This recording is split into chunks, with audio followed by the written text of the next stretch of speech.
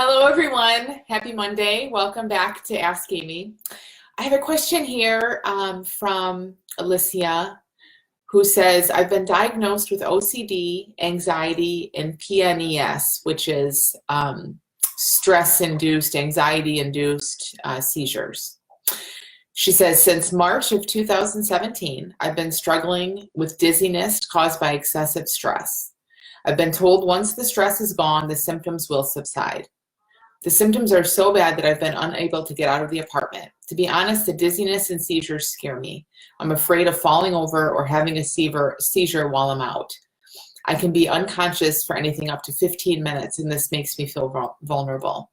Is there anything I can do to help myself become less frightened of these symptoms? So, first, I'm really sorry for what you're going through and struggling with.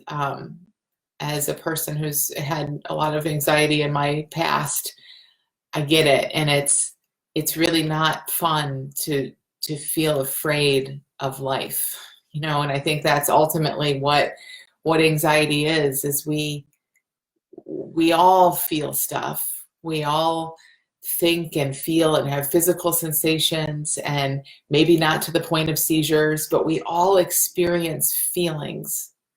For some of us, they tend to veer more toward anxiety and worry and the physical symptoms that come along with stress and anxiety in that way. For others of us, they tend to veer more maybe toward feeling just depressed or low energy or hopeless. And for all of us, we get a little smattering of all of that at some point, at one point or another. And it's one thing, to be a human being and to feel life and to feel this experience moving through us, and to know that, yeah, we're going to get some stuff that we maybe don't prefer. We're going to get some that feels light and open and easy, and we're going to also be faced with experience that feels scary and feels tight and restrictive and not like us, So we all have a sense, I think, that is part of human life, and it is part of being human. But it's not a pleasant thing when we start to cross over into really fearing our experience. And I want you to see, Allie, if you can see this in a new way. See that that's exactly what's happening here. So you're having experiences of stress and anxiety and obsessive thoughts and things like that. You're having those experiences are moving through you. They're showing up through you in the same way that any experience shows up through anyone, and in the same way that other experiences show up through you. So for sure, these are grabbing your attention and they feel very scary. They have a different feel to them. They sure look and feel different and unique and special, but their experience, we can bucket them with the little bit of pleasure that you had maybe after you ate breakfast today, or the little excitement that you have for the upcoming weekend or trip coming up or whatever. Like, it's all experience. Now our mind wants to come in and say good, bad, scary, not scary, safe, not safe, makes me feel vulnerable, doesn't make me feel vulnerable. That's how our mind comes in and talks about our experience and labels it and buckets it and does all of that. But when we really step back for a second and look at it, we are this awareness, we are this vessel, if you want, we are this consciousness, whatever you like, and experience is moving through us, all of it, a whole huge big range of it for every single one of us. And essentially, fundamentally, all experience is the same. Now, again, it looks and feels different. We can call it different names. It has different, sort of, I don't know, whatever, vibrations to it, like excitement. We can, again, from our psychology, from within our minds, within our psychology, we say, no, this is this and that's that, and they're very different. But they aren't really. That's our psychology doing that. That's our thinking about them doing that. When we stay back here and we are this bigger consciousness or awareness of it all, it's all just experience. That's a place that is so huge and profound and so easy to just brush under the rug, because we're so used to being in the experience and saying, no, this is bad. This is scary. I feel vulnerable. I can't go out. I can't leave because if this happens, then that'll happen. And, we're firmly planted in that. You're no different than anyone else, Allie. Like we all are like that. We have that with our experience, right? Whether it's a fear of having a seizure out in public or whether it's, no, I can't move forward in my career because I don't know how, or I don't know what to do in this I'm stuck in this relationship. I don't know what to do, or, whatever it is, it's all essentially that same thing where this experience is moving through us, but we're in it so much that we think we need to move this and change this and see something and get ourselves out of it. But we don't really, we never really do. Really, where we want to begin to look more and more is back here, seeing that we are the awareness of this life moving through us, taking shape through us, experience coming to life through us, not the what's and the goods and the bads and the ins and outs of that, the nature of that experience, but that it is experience. So for you have this dizziness and sometimes seizures, it sounds like, and all kinds of symptoms that are tied to anxiety. See if you can start to see that anxiety and stress are experienced just like excitement and giddiness and laughter and boredom are experienced. Now, again, I know your mind's jumping in saying, no, boredom doesn't give me a seizure. Stress does. I get it. I hear you. But this is where you get to back off of that a bit and see around it. This is where so much insight is possible for you. In and of itself, stress is just another thing. It's just and it's not you. It's another thing. It's another flavor of that energy moving through us that we tend to experience. Anxiety, obsessive thoughts, compulsions, same thing. All just another flavor. The more we can be in a place where we're seeing it as other flavors and seeing, oh, isn't it interesting? My mind comes in and says, these are bad, scary, can't have them. But they can't be that really. They're just another flavor. Now, we all have this. Again, you're no different than anyone else. My mind comes in and says, business has to be going this way. These are how many days I can be away from my children, traveling for work without starting to have all these guilt and horrible feelings, like all these rules we make up. Now that's the content of my experience. And I know it's made up. And I absolutely feel it is true and real, like this solid brick wall when it's there sometimes. And I can always take that seat of awareness and see, oh, yep. That's just more experience coming up. And the worse it feels, the more real it feels, the more different than that guy and that girl and that lady's experience, the more unique and special it feels, the more I know I'm just really in that illusion of it, in that experience of it. So your body, Allie, is showing you your emotions, your physical reactions, even down to your seizures, is this beautiful, wise alarm system showing you that you're in the experience of anxiety and stress, and you aren't seeing it for what it truly is. It doesn't look equivalent to all other experience. It doesn't look like it's not you. It doesn't look like something that's moving through. It doesn't look like you have that ability to stay back here and be aware, and you are the awareness of what's showing up. It doesn't look like that.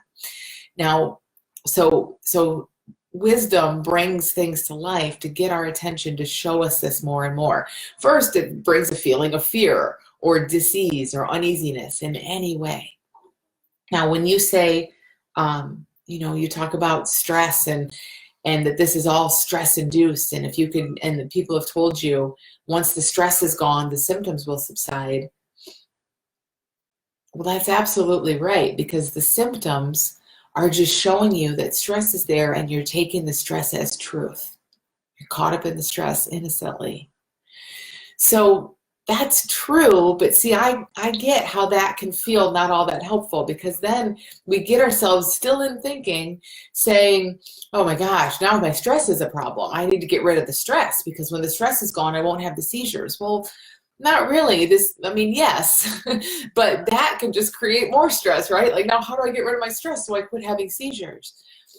We want to back up even further. We want to look even before all that and see that all stress is a feeling that, again, stress is wisdom too.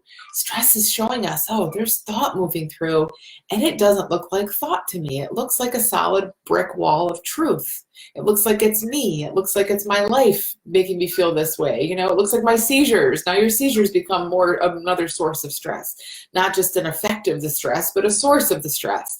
Well, again, that's there to show you, wow, this is a creation. This is my mind creating this. And me, rather than being this awareness that's watching it play out, me innocently in the middle of it, saying, oh my gosh, it's so real. How do I make it stop?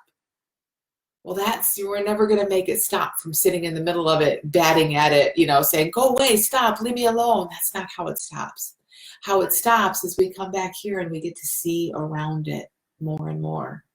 We see that it's all one thing, that we are experiencing life unfolding within us, moment to moment to moment, always. And that unfolding is in motion. It's changing. It's moving. It can't actually hurt us. There's a woman in the Little School of Big Change recently who also experiences anxiety, and also, it's like many people who experience anxiety, has physical symptoms and side effects that go along with that. And in her case, it's hives and different things. And for the longest time, and I'm just using her as an example because she's fresh in my mind, but this is so common. For the longest time, it looked to her like her problem was hives. For you, Allie, your problem is seizures and a fear of a seizure. That looks like the problem, right? But that's not the problem. That's the wake-up call. The problem, if we want to say there's even a problem, the misunderstanding really is that when experience moves through, we're judging it and fearing it and doing stuff about it. Same with OCD. You mentioned you have OCD. You know, same thing. It's just experience, thought, and feeling moving through us. And then, in our best way to cope with it, we jump in and do a bunch of things. And then those things we do start to look like the problem. They're not the problem at all. The problem is that we've forgotten who we are. We are not now the awareness of our experience. We are swimming in the middle of our experience and swimming in the middle of all that content and trying to see it differently and change it and do all the stuff with it. It's like being in quicksand. It's like now we're just getting kind of sucked into it because we're running faster and saying, how do I change it? What do I do? What's wrong with me? How do I get rid of this? And the quicksand kind of sucks us in. Well, we need to extract ourselves from the quicksand. We need to be back here and say, oh, this is safe.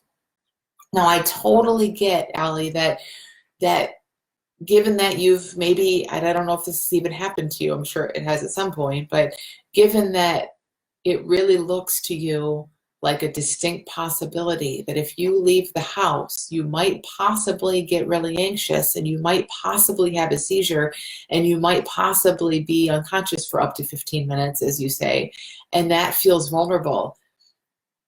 Yeah, I mean, I get it. That feels vulnerable to me too as I think it up. The difference, and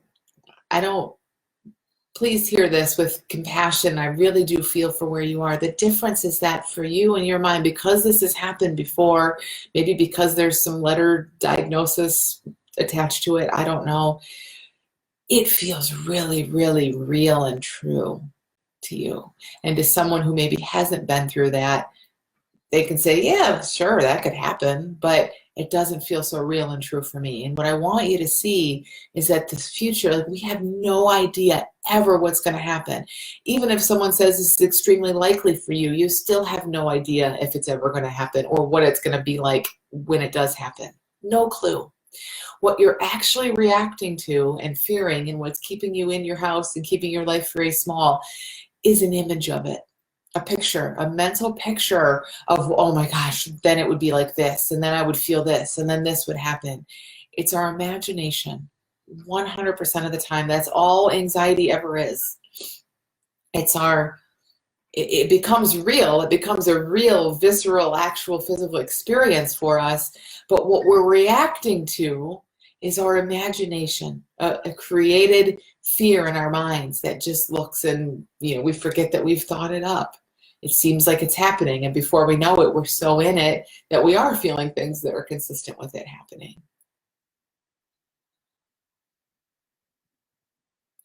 So you ask, is there anything I can do to help myself become less frightened of these symptoms? Take these symptoms out of it as much as you can, because again, the symptoms are kind of like the content, the quicksand. Any one of us can come up with an image of us having a seizure in public and being knocked out for 15 minutes, and we will all feel fear. But every single one of us will be imagining that. What we all have in common in that scenario is that we're sitting safely, imagining something that isn't happening and fearing it. And even if this has happened to you 100 times before, Allie, that's what you're afraid of. You're not afraid of when it happens. You're unconscious when it happens. That's wisdom that takes care of you and does what it needs to do. What you're afraid of is sitting here right now thinking about it. And that is gigantic to see. And again, the more you can see that thinking about this is not fundamentally any different than daydreaming about something you want to have happen. In either cases, you're sitting in your chair and your mind is off creating stuff and you're feeling the effects of that creation. And for everyone listening, whether it's fear of having a seizure or daydreaming or fear of making a move in a relationship or a business or fear of what people think of you or fear of putting yourself out there in some way, exact same thing. We need to get out of the content of all of this because the content is just like quicksand. I mean, we will never see our way out of the content. We need to come back here and see, oh, it's always my imagination painting pictures that look and feel so real because we're so damn smart. Our mind is so good. That's how it works. It creates these pictures and these images and these thoughts and these things that then we feel in our body emotionally and physically. But to start to be back here, we get to marvel at that a little bit more rather than be in the middle of it and be scared to death scratching to get our way out. Because again, the more you scratch to get your way out, the more that quicksand kind of pulls you in. So I hope this is helpful, Allie, and for everyone, because again, this has nothing to do with seizures or anxiety or OCD. It's all exactly the same thing. If you watch these AskAmy sessions regularly, or if you want to now, they're all on YouTube. Lots and lots of them. I think, I don't know, over 70 or 80, maybe even more than that by now, maybe over 100 by now. You'll see, if you listen to them, you'll see that every single question essentially points in the same place. They all are the same thing. They're different in specifics and content, and the freedom, the answer, the space for insight is exactly the same in every single one of them. So look for that. It's a really enlightening thing to do, to go back and look at, 100 different specific questions and just start to get a feel for how they all have the same answer. They honestly do. And when we look there, we start to settle into that one solution, that one answer more and more. It's incredible what opens up and what becomes clear to us that can't when we're in the middle of the content and the quicksand of it. So thank you so much for sending your questions to those, I don't know how many there have been, 80, 90, 100 or so people who have sent questions. I really appreciate it. Keep sending them to AskAmy at littleschoolofbigchange.com. And if you want to see more about this one answer to all things, this honestly one single place we're always pointing to over hundreds of questions, an infinite number of questions. The Little School of Big Change is beginning again in March for the first time in 2019, and there will only be 2 times. So get yourself on the wait list. I'm going to be offering some special private webinars and bonuses to people who are on that wait list in the next couple months. So it's definitely a place to be so that you're up to date and you know when things start moving, because it's kind of a quick process once it starts. So go to littleschoolofbigchange.com, jump on the wait list. And I hope to see you there, and I hope to see you back here next Monday. Have a great week, everyone.